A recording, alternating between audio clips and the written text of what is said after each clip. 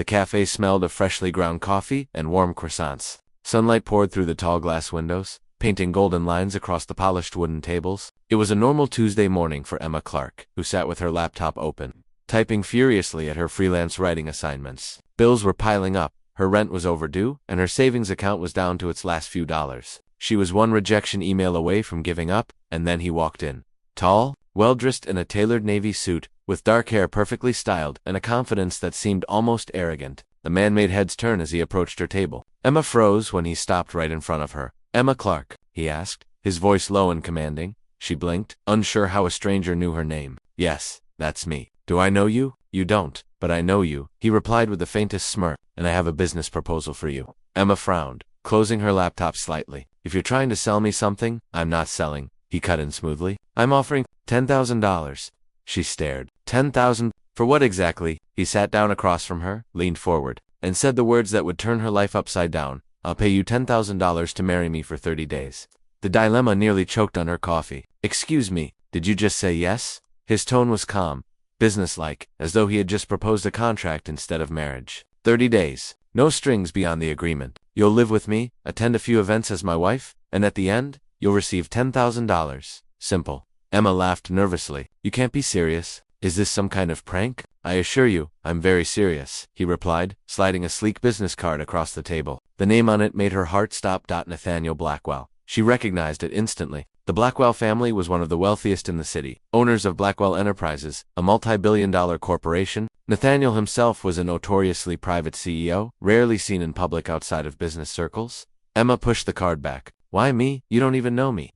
"That's exactly why," Nathaniel said. "You're ordinary. No offense. You're not in the tabloids, you don't run in wealthy social circles, and you don't have ulterior motives. You're perfect."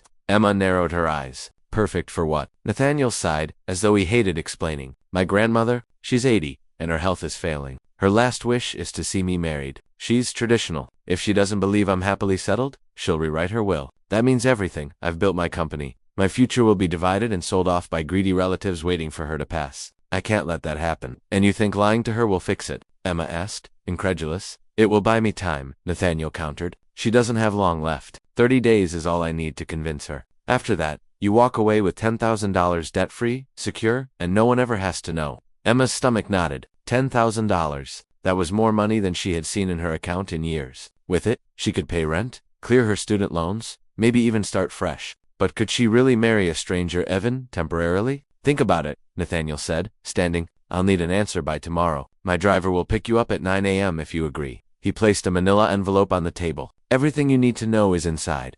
With that, he walked away, leaving Emma trembling with a mix of fear, curiosity, and the faintest spark of reckless temptation.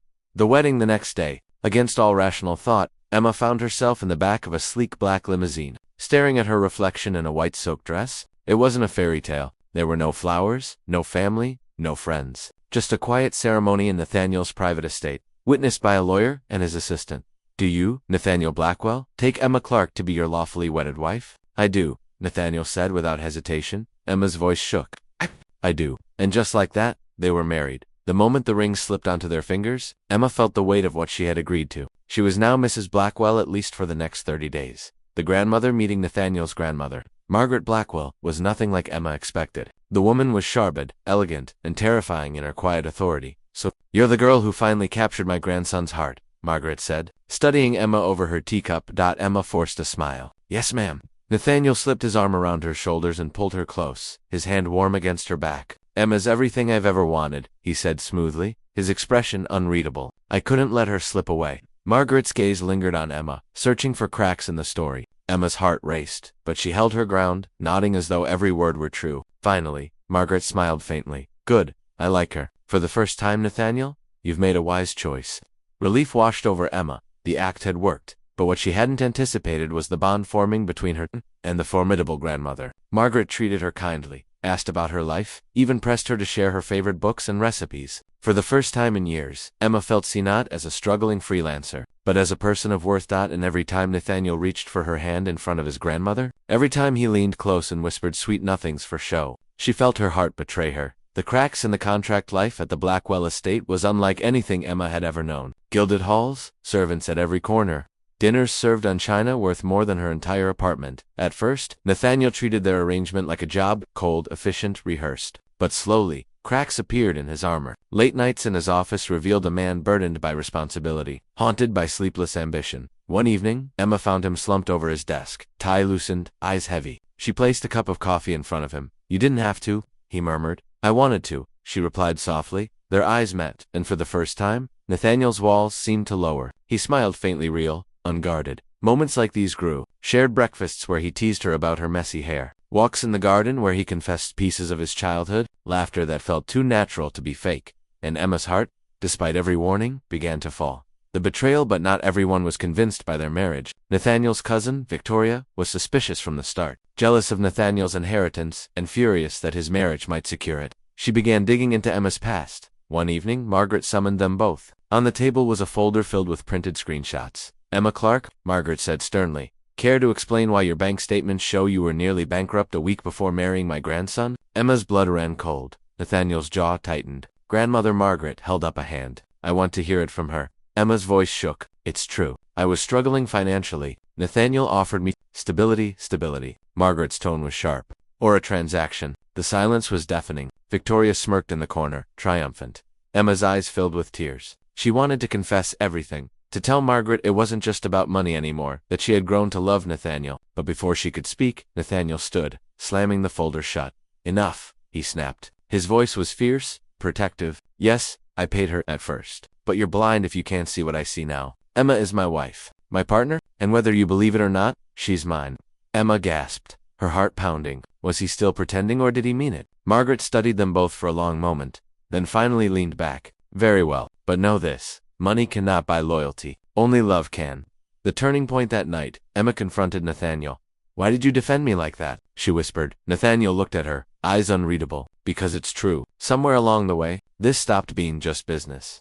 Her breath caught. Nathaniel, before she could say more, he closed the distance between them and kissed her. It wasn't rehearsed. It wasn't for show. It was real fury, desperate, and filled with every emotion they had both tried to bury. From that night forward, everything changed. The countdown, the 30 days flew by in a blur of stolen moments, shared secrets, and growing love. Emma no longer thought about the money. She thought about Nathaniel's smile when she teased him, the way his hand fit perfectly in hers, the warmth of his embrace.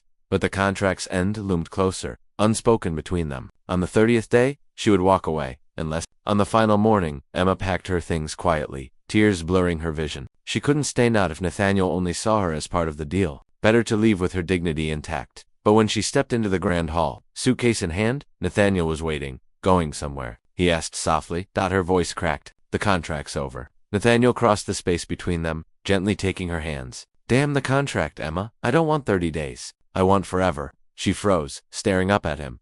"I don't care about the money. I don't care about appearances. I care about you. Stay. Not as part of a deal. Not as an obligation. Stay as my wife." Emma's tears spilled over, but this time they were tears of joy. She dropped her suitcase and threw her arms around him. "Yes," she whispered. "Forever?" Epilogue. Months later, Margaret Blackwell passed peacefully, content knowing her grandson had found love. Nathaniel inherited the company, but more importantly, he had found something he never thought he needed: a partner.